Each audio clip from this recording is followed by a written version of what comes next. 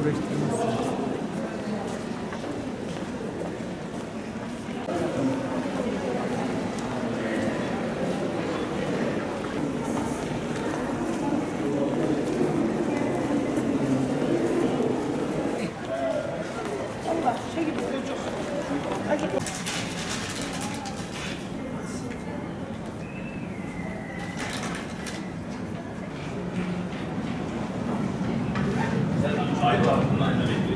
Otur bakalım.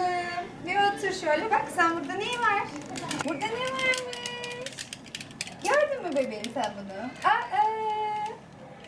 Ne zaman başladı? Sormayalım. Bir ay önce falan böyle küçük küçük başladı. Sonra kolunda böyle birazcık daha genişlemiş. Dur anne. Bugün sizlere yüksek ateş nedenleri, evde nasıl müdahale edilmesi gerektiği konusunda bilgiler vermek istiyorum.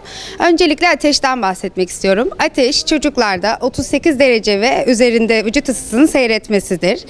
Yüksek ateş ise vücut ısısının çocuklarda 39 derece ve üzerinde seyretmesidir. Ateşin şunu vurgulamak istiyorum. Derecesinden daha çok çocuğun genel durumu önemlidir.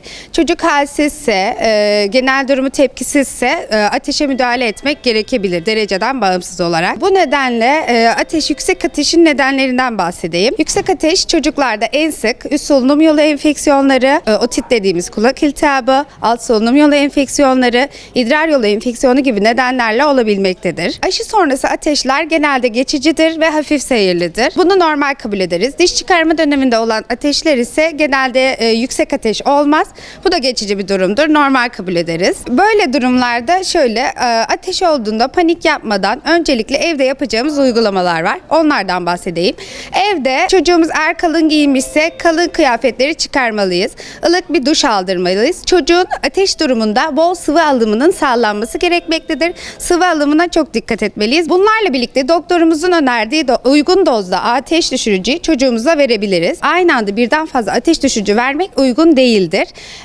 Evde soğuk duş uygulaması, sirke kullanımı, alkol kullanımı uygun değildir. Bunları yapmıyoruz. Panik yapmadan uygulamalara rağmen ateş düşmüyorsa doktorumuza başvuruyoruz. Öncelikle vurgulamak istediğim çok önemli bir nokta var. Bebeğiniz 0 ile 3 aylık arasındaysa, yaşından bağımsız olarak ateş 3 günden uzun sürüyorsa, ateş düşmesine rağmen çocuğun genel durumu kötüyse ve ateşe eşlik eden havale durumu, bilinç değişikliği, vücutta döküntüler, kızarıklıklar, küçük küçük nokta şeklinde benekler varsa vakit kaybetmeden mutlaka doktorumuza başvurmamız gerekmektedir. Şunu da belirtmek isterim ki ateş bir hastalık değildir. Sadece bir belirtidir. Ateş durumunda evde panik yapmadan bu dediğim uygulamaları uygulayarak sağlıklı bir şekilde çocuğun yönetimi sağlanmalıdır ve gerekli durumda da doktora erken başvuru çok önemlidir. Sağlıklı günler dilerim.